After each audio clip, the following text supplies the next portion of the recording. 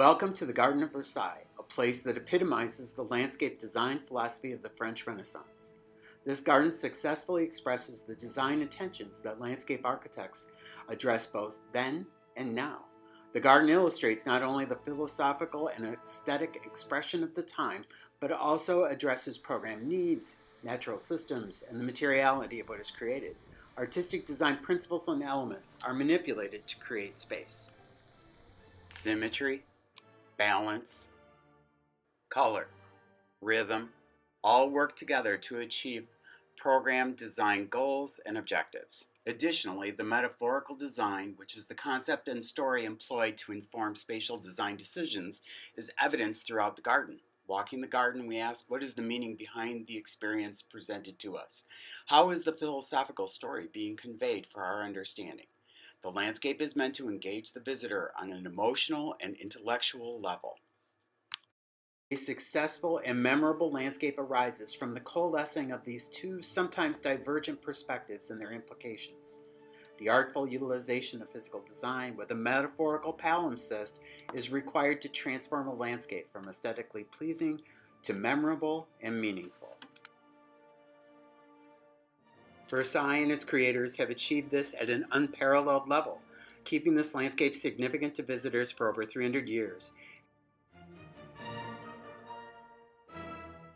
The chateau, designed by Louis Lavaux and Jules Hardon-Mansart, itself predates the gardens. The park and gardens were originally the royal hunting grounds and were transformed throughout the 17th century. Created by a number of different collaborations, the primary partnership is that of the distinguished landscape gardener André Lenotte and King Louis XIV of France. He was extremely proud of the gardens and wrote several journals, including detailed maps to guide his guests through the wonders of this beautiful place. Using this map, we will follow his instructions to walk and view the garden as he desired. The chateau is designated in black at the base of the map as the garden extends beyond. Let us begin our journey on the cobblestone road leading to the front entrance to the chateau. The gates, gilded in gold and adorned with the royal crest, announce our entrance to the Cour de Ministries that leads to the Cour Royale, and finally to the grand entry, the Cour de Marbre. The marble in this court originally came from Vaux-le-Vicomte. From the court, we enter into the marble vestibule and through the lower gallery to the doorway leading to the upper terrace of the garden, where the view of the garden includes the parterres de haut, which reflected sunlight back into the chateau. Our view extends to the horizon, and referencing our map, it brings us to our first stop, the Fountain of Latona. The Latona fountain exemplifies Louis' desire to align his reign with that of the Roman Empire through imagery and storytelling. The fountain tells a story from the childhood of Apollo, the sun god whom Louis had taken as his hero and emblem. Latona is the mother of Apollo and Diana, and in her travels she comes tired and hungry to a village in Lycia where they refuse water. Latona cries to the heavens, asking Jupiter to punish the villagers, and he does so by transforming them into frogs. Latona, as a political metaphor, represents the struggles Louis faced in his country of trying to centralize power with the crown, Latona being the state of France, and the frogs representing the belligerent nobility. You turn and view the long expanse of lawn, which is the Royal Avenue, with the Apollo fountain at its terminus. The Grand Canal magnifies your view of the landscape extending to the horizon line. Louis directs us now to turn back around to view all of the chateau.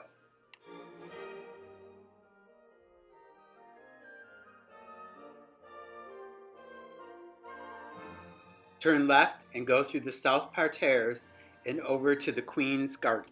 This leads us to the railing with a view down to the orangerie with its Dutch parterres punctuated with orange trees and topiary. The Swiss lake in the background symbolizes an illusionary paradise. The topiary are metaphors for sentinels in the garden. Now we take the flight of steps to the right and down to the floor of the orangerie and walk among the trees.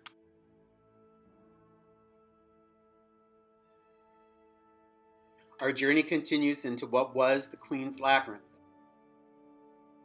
a narrow hedge maze with 39 crossing paths with 39 fountains and animal sculptures, all depicting Aesop's fables. It metaphorically is a place of wandering for dreamers. In 1778, the labyrinth was remodeled based on English gardening principles and became an arboretum for exotic trees. Statuary, added almost a century later, now adorns the walkways.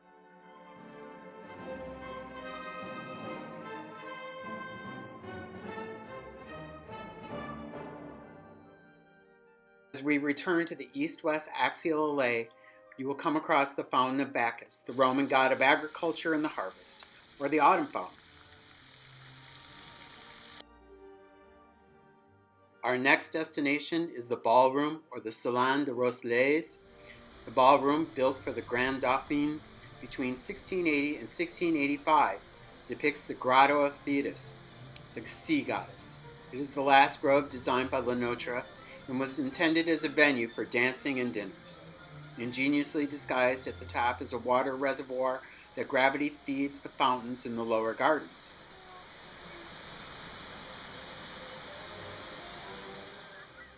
The cascade is adorned with shells brought back from Africa by French explorers. The orchestra was located behind the screens at the top of the cascade. The terraced and hedged side slopes were ingeniously designed for audiences to sit and watch theater performances. Now let us follow the stone mosaic ramp back to the allée. Turn to see the subtle terracing that frames the view of Latona from below and appreciate its overall grandeur and its key location in the garden. Turning back down the allée, we arrive at the Girondola, one of the first groves laid out by Le Notre. Primary form, symmetry, and balance are utilized in its design. The Girondola is a branched candlestick, and the water jets metaphorically represent the light generated. Louis directs us to the Royal Island Grove, part of which is the King's Mirror, also known as the Bassin de Moire, which represents the soul. Originally, 5 playful jets of water danced on the stillness of the pond, 5 representing the number of harmony and integrity. At each turn, details abound within the garden. Following our map, Louis directs us to the Bosquet de la Salle des Mariniers, which is a small linear gallery once adorned with statues from antiquity. The tree-lined allée leads us to the colonnade, also called the music room. It was a design that was very controversial in its time, as Le Notre was not happy with its installation. It was highly architectonic and lacked the integration of natural elements.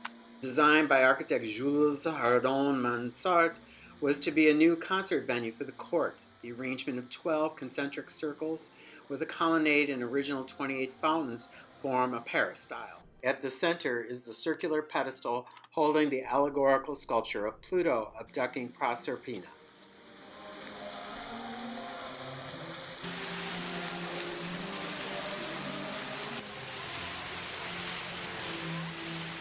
As we leave through the allée and emerge on the Royal Avenue with a view to our next stop, the Apollo Fountain.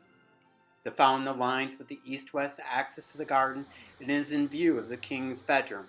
The fountain has Apollo, metaphorically representing the king, emerging on his chariot with its horses from the pool of water to illuminate the earth at the beginning of each day. To compensate for visual shortening, Le Notre used anamorphosis or metric distension, meaning the farther away a feature is, the longer and wider it must be to maintain size parity with features that are closer to the viewer. The Apollo Fountain sits at the transect between the gardens and the Park of Versailles.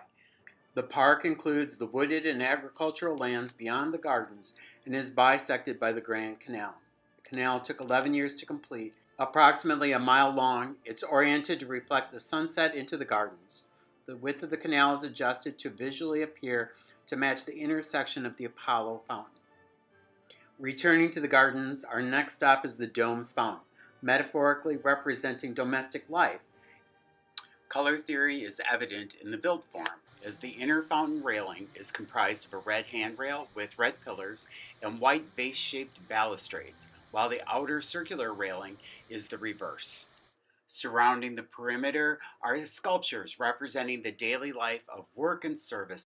Louis directs us back to the allée, which takes us to the next grove, that of the Enceladus, based on the story of the fall of the Titans. One enters the grove walking through a beautifully articulated green and gold lattice pergola. Enceladus was a giant who fought against many gods and was buried by the mountains, and yet did not die. Metaphorically, the sculpture represents Louis' success in developing autocratic rule over the nobility in France. And again, topiary in the grove represents soldiers. Following our map, it leads us to our next folly. The Grove of the Obelisk. It is situated in a raised pool with water cascading over stairs that radiate out on all four sides.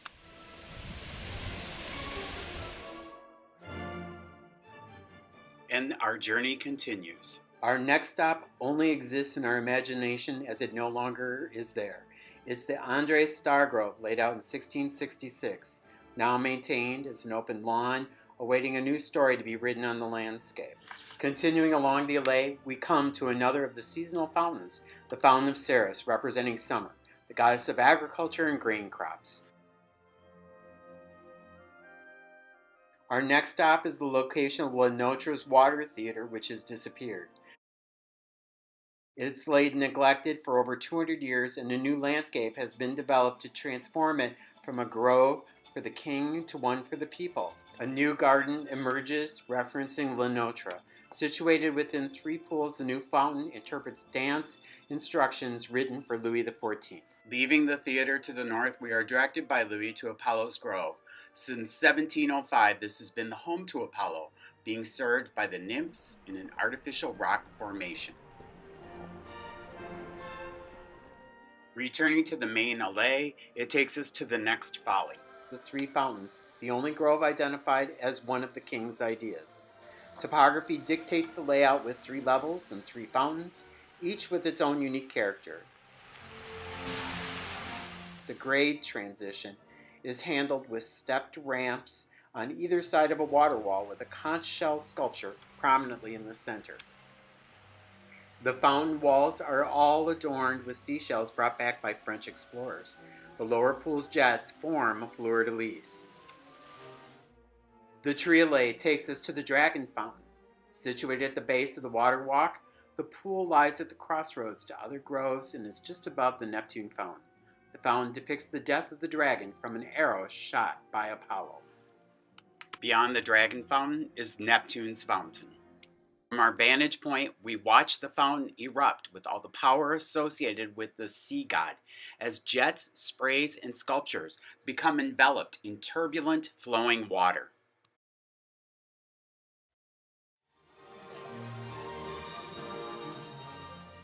Situated in the Lake of the Pines, the main sculptures came during Louis XV's reign. It's the largest fountain pool in the garden. Louis directs us to the next fountain grove to the east of the Dragon Fountain, the Arc de Triomphe, providing us an opportunity to appreciate his military conquest. We return to the Dragon Fountain and head up the north-south axis, north to the chateau through the Allée du Roi. Walk up the slope with 14 fountains of the playful marmosets, roughly translated as little monkeys, featuring children, tritons, and satyrs.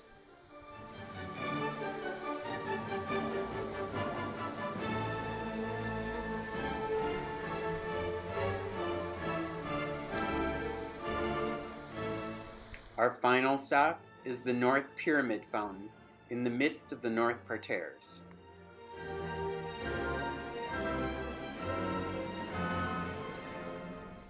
Evening falls and we find ourselves at the end of the tour, back at the chateau. Nothing is left to chance. Every detail of the gardens, from layout to sculptures, is carefully articulated to help us understand this French Renaissance king's dreams and muses.